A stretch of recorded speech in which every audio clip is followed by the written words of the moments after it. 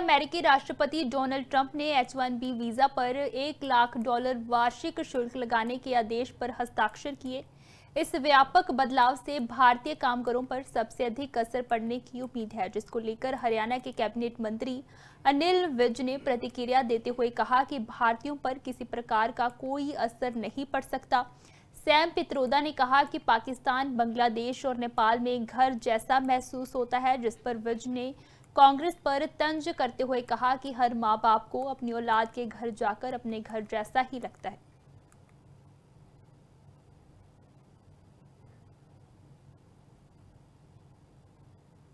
देखिए, कुछ भी हो, इस देश के लोग के ऊपर आदरणीय प्रधानमंत्री नरेंद्र मोदी जी का छाता है और छाते के नीचे किसी के भी कपड़े भीगेंगे नहीं। कोई देश कुछ कदम उठा ले, मोदी जी है तो सारा देश पूरी तरह से सुरक्षित। हर माँ बाप को अपनी औलाद के घर जाके अपना घर जैसे लगता है। पाकिस्तान कांग्रेस की औलाद है। कांग्रेस ने पैदा किया पाकिस्तान को, कांग्रेस ने जन्म दिया पाकिस्तान को।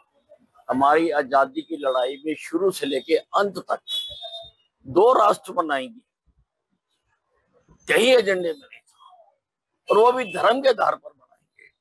ये अपने आप को सेकुलर कहलाने वाली पार्टी को कोई अधिकार नहीं है सेकुलर कहने का, क्योंकि इन्होंने धर्म के अमेरिकी राष्ट्रपति डोनाल्ड ट्रंप ने H-1B वीजा पर $1 लाख वार्षिक शुल्क लगाने के आदेश पर हस्ताक्षर किए। इस व्यापक बदलाव से भारतीय कामगारों पर सबसे अधिक असर पड़ने की उम्मीद है, जिसको लेकर हरियाणा के कैबिनेट मंत्री अनिल विज ने प्रतिक्रिया देते हुए कहा कि भारतीयों पर किसी प्रकार का कोई असर नहीं पड़ सकता। सैम पित्रोदा ने कहा कि पाकिस्तान, बांग्लादेश और नेपाल में घर जैसा महसूस होता है, जिस पर विज ने कांग्रेस पर तंज करते हुए कहा कि हर माँ बाप को अपनी औलाद के घर जाकर अपने घर जैसा ही लगता है।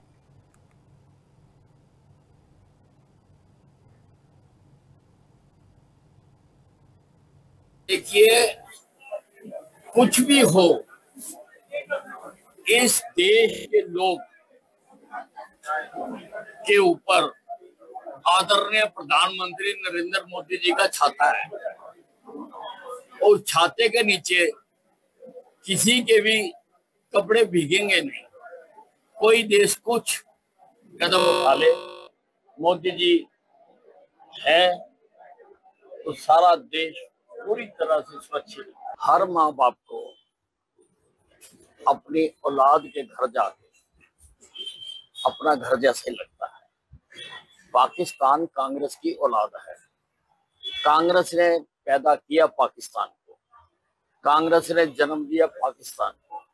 हमारी आजादी की लड़ाई में शुरू से लेके अंत तक 2 राष्ट्र बनाएंगे, यही एजेंडे में नहीं था, और वो भी धर्म के आधार पर बनाएंगे।